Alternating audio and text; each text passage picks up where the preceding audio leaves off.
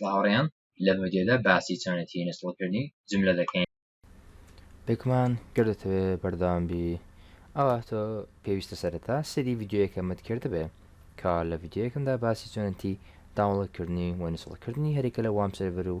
ئێکسامم کردووە چکە پێویستێکێک لەم سێرڤەرانە بەکاربێنێ بۆی بتوانی جوملە بە شێوەیە لە کۆڵهۆس ڕەم بکەی و بەکاری بینی ئیشی لەسەر بکەی لە ناو کۆمپیوتەرەکەی خۆتە. بێگومان گەر ئۆنلاین بیتەوە پێویستت پێیانی و کێشت نابێت. وەستاکە گەر بە شێوە لە کۆڵهۆس بەکاردێهێنی بۆی دوای هەنگاوەکانی ونکەوی ئەوە پێویستە ئێگزام یاخود وام سێرڤەرەکەت پێ بکەی و دابگرسێنی و PHP و بەڵێن MySQL و ئەپاچەکە پێ بکەی و داگرسێنی و اینجا دوای ستێپەکانی هەنگاوەکانی من بکەوی. سەرەتا بە جوملە داونلۆد بکەین،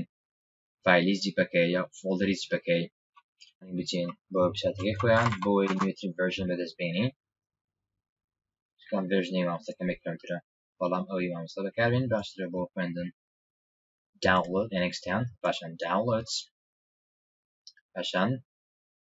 download دەکەین بە فایلی زیپ بەڵام ئەوەی مامۆستا بەکاردێنین کەواتە ڕیگرامانە بالا دێن. پاشە لە پاشان فۆڵدەری زیپەکە extract دەکەین right click پاشان show more options دواتر extract here یاخود extract to Joomla واتە فۆڵدەرێکمان بۆ دروستکە بەم ناوە هەموو شتەکانی و فایلی زیپ بخەناوی بۆیە من باشترە. ئۆکەی لە پاشان ئەم فۆڵدەر دەینی ئەم فۆڵدەرێکە تازە هەموو بەشەکانی ئەو زیپەمان تێکرد فایلەکانی زیپەکەمان کەسە ناوی پاشان Ctrl X کاتی دەکەین یاخود موڤی دەکەین بچین بۆ فایل ئەکسپلۆرەر یاخود مای کۆمپیوتەر لە پاشان RDC و فۆڵدەری وامپ یاخود ئێگزام بۆ نمونە تکرد و ئێگزام بەکاردێنی کات دەچیە بۆ ناو ئێگزام لە پاشان دەچێ بۆ فۆڵدەری HTDocs لە ناو HTDocsەکە جوملە دادنێ بەڵام من وامپم هەیە بۆیە دەست بە ناو وامپ لە پاشان www لە پاشان لێرە پێستی دەکەم ئەم فۆڵدەرە Ctrl V چاوەڕێ دەکەم تاوەکو پێست دەبێت لە پاشان ناوێکی دەدەمێت تا ناوەکەی فۆرم چەندە جوملەم هەیە بەڵام با دووبارە کەواتە ناوێکی دەدەمێ جوملە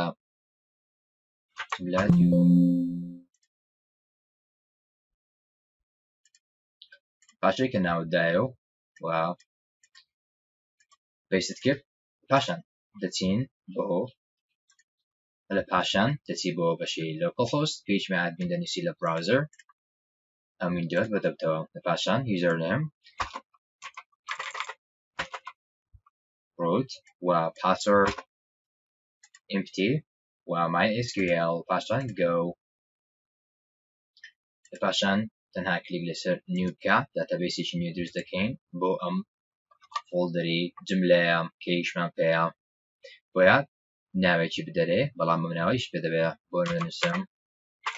ئەمان ناوی فۆڵدەرەکە تەنها بە سمۆڵ دەنووسم جوملە do لە پاشان create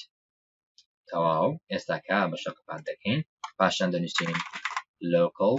host جوملە ناوی فۆڵدەرەکەی کە دروستت کرد کە لە ناو وام سێرڤەر یاخود فۆڵدەری ئێگزامەکەت داناوە enter پاشان کەمێک سەوڕی پاشان بەشی setup یاخود configuration بەدەبتەوە لێرەدا ناوێکی دەدەینێ بۆ نمونە جوملە course description شتێکی بدەرێ یاخود پێویست ناکە site offline بەڵێ بڵاینە ئیمەیلێکی بدێ بۆ نمونە admin@gmail.com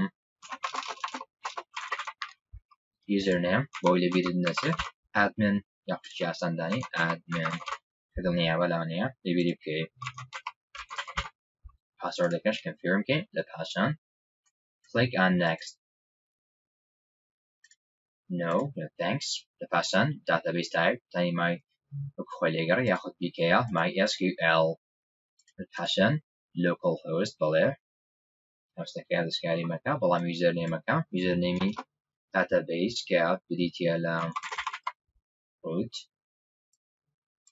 هەروەها پاسوەردەکە بریتە لە empty و داتابیس نێمەکە ئەو ناوی داتابیس بنووسە کە کریتمان کرد لە بەشی PHP کە بریتی لە جوملە دوو table of prefix دەستکاری مەکە خۆ دەتوانی بیگۆڕی پاشان باکاپیش وەک خۆلی دەگەڕێن پاشان next لێرەدا داوای دەکە ئایا کاتێک کە سامپڵ داتاکەت زۆرێک بێواتە کە جوملە پاشوی ئینستۆڵ بوو ئایا وێبسایتەکەت بەتاڵ بێت نەن بەتاڵ دەبێت بەڵام بڵاگ ئینگلیش بڵاگێکی بچووک هەرێک لەوانە زۆرێکن ئمە بڵاگ هەڵدەبژێرن بڵاگ ئینگلیش پاشان ئیمیل configuration no و هەرێک لەمانە کێشەی نییە پاشان install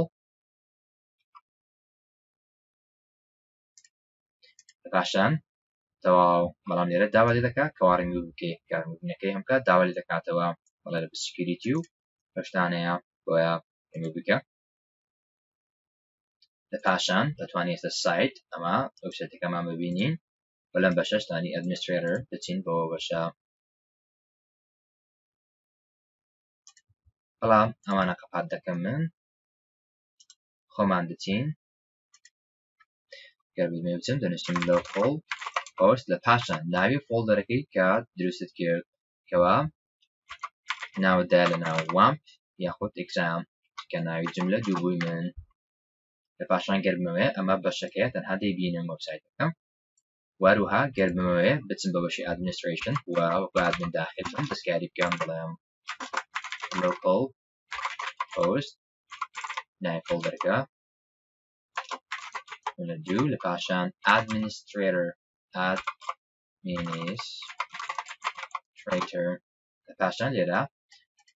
یوزەرنێم و پاسوەردەکە داخلکە کە ئیمابریتی بوو لە admin پاشان log in close no thanks پاشان هەرێگەمانە لادا ئەمە دەڵێ ئەپدێتیکەوە ئەپدێتی نوێ هاتووە شمان پێی نییە ئەمە ئێستا توانین جوملە بەکاربێنی وەکو admin داخل بووین و new article شتی نوێ دروستکەین کاتێگۆری یاخۆ لارە شتانی کەوا هیچمان پێیە menu هەرێکێک لە بەشەکان سپاس ئەمەش بریتی بوو لە installation جوملە